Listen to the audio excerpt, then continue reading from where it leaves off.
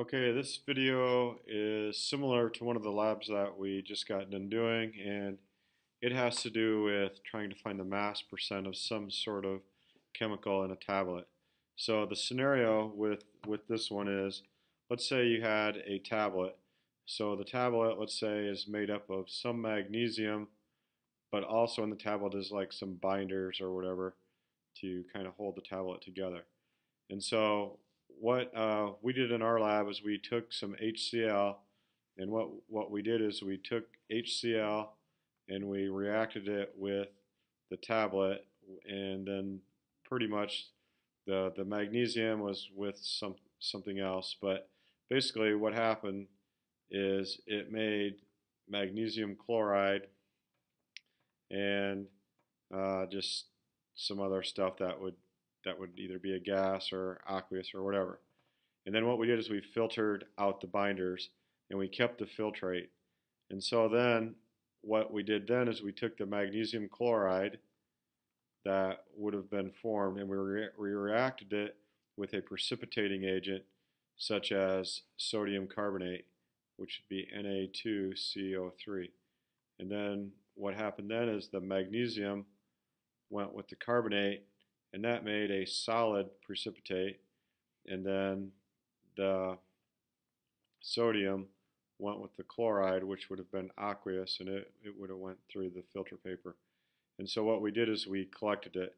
And if you look at this data up here, they take the tablet, they do the stuff to it, then they take the filter paper, which is 1 gram dry filter paper, they dry the precipitate that's collected, and then it ends up being that the mass of the precipitate would be 0.23 grams, because you would take the mass of the precipitate and the filter paper and subtract the mass of the dry filter paper. That gives you 0.23 grams.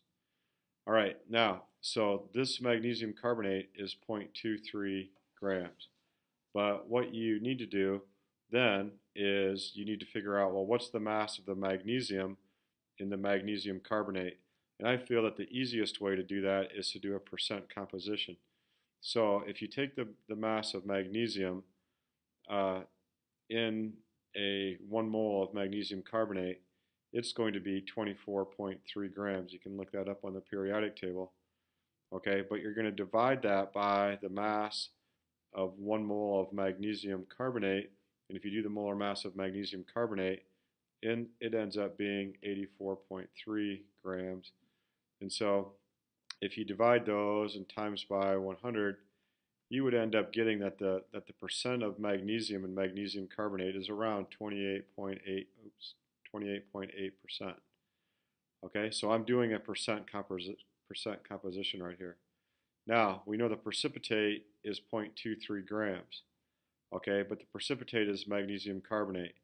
So if we take that 0.23 grams and multiply it times the percent of just magnesium in magnesium carbonate, which is 28.8%, what we would end up getting is that of the 0.23 grams, 0.066 grams of the 0.23, that ends up being just the magnesium.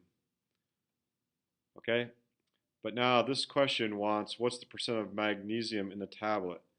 Okay, so what we just figured out is the grams of magnesium in the tablet, but we got to find the percent. So we got to take the mass of our magnesium, and we got to, so that's the magnesium.